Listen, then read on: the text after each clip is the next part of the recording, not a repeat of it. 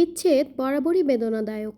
একসাথে কথাটার মধ্যে যতটা শান্তি রয়েছে, আলাদা কথাটির মধ্যে ঠিক ততটাই কষ্ট লুকান্বিত।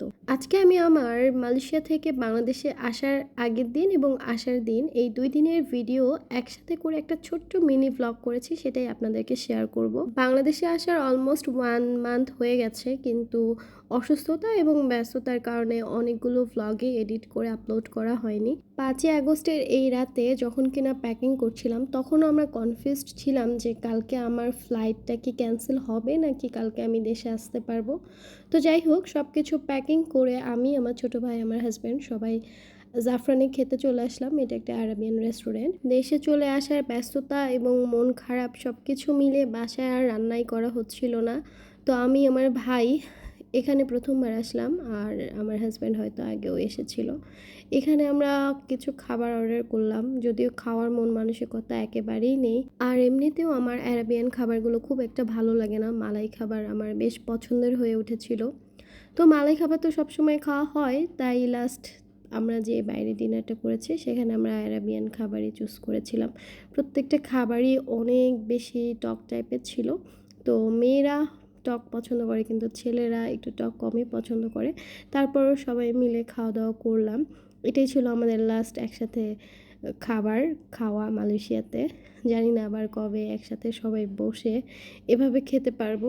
আমার ছোট ভাইটাকেও রেখে এসেছি। ও আমার অনেক আদরের ছিল। ওর সাথে আবার অনেকটা সময় পরেই দেখা হবে। বাট আমার হাজব্যান্ড হয়তো আসা যাওয়া করবে, কিংবা আমি আবার যাব। আর এখান থেকে অনেক সুন্দর একটা ভিউ পাওয়া যাচ্ছিল টুইন টাওয়ারের। যেহেতু বেশিরভাগ খাবারই টক ছিল, তাই একটা সুইট আইটেম অর্ডার করতে চাচ্ছিলাম, আর আমার কুনাফা অনেক পছন্দের।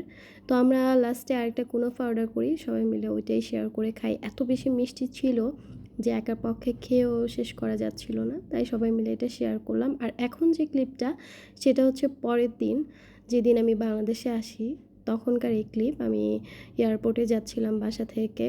খুবই স্যাড একটা মোমেন্ট চলছিল, আর এই স্যাডনেসটা একদম প্লেনে ওঠার আগ পর্যন্তই ছিল।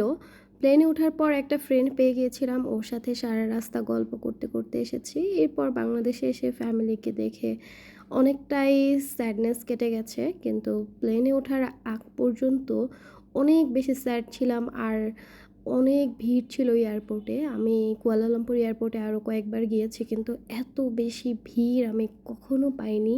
আর আরেকটা ইনফরমেশন দেই, যারা লিঙ্কনের স্টুডেন্ট বা লিঙ্কনের না, সবারই কাজে লাগবে। যারা কিনা বাংলাদেশে আসতে চাচ্ছেন, তারা কিন্তু ডিরেক্টলি এখন আর আগের মতো দেশে আসতে পারবে না। অবশ্যই ইউনিভার্সিটি থেকে অথরাইজড যারা থাকবে তাদের মাধ্যমে আপনাকে এক্সিট নিতে হবে, যদি পাসপোর্ট আপনার কাছে না থাকে। তো যাই হোক, এত বেশি ভিড় ছিল সব জায়গাতে, কারণ কয়েকটা ফ্লাইট ডিলে হয়ে গেছিলো, কয়েকটা ফ্লাইট ক্যান্সেল ছিল।